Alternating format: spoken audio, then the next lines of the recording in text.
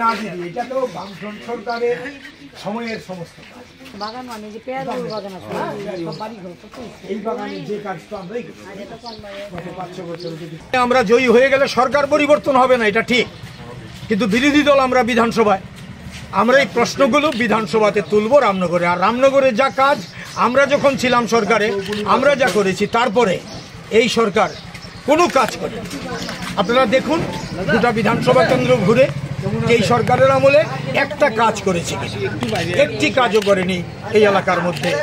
এই সরকারের বিধায়ক যিনি ছিলেন তিনি সব বামফ্রন্ট আমলে যা ছিল তাই এখন ভেঙে ভেঙে পড়ছে। এগুলো মেরামত পর্যন্ত ওরা করতে পারে না। রাস্তাঘাটের অবস্থা দেখুন, সব আমরা করেছি। গোটা এলাকার উন্নয়ন আমাদের সরকারের সময়। এই বিষয়টা মানুষের স্মৃতিপটে আছে। আমরা এই কথাটাই মানুষের কাছে বলছি, অভিজ্ঞতার ভিত্তিতে কাস্তে হাতুড়ি তারকা চিহ্নে আপনারা ভোট দিন, রামনগরে বামফ্রন্টের প্রার্থীকে জয়ী করুন। অ্যাট দ্য সেম টাইম লোকসভাতে আশিসবাবু দাঁড়িয়েছেন কংগ্রেসের প্রার্থী, তাকেও ভোট দিয়ে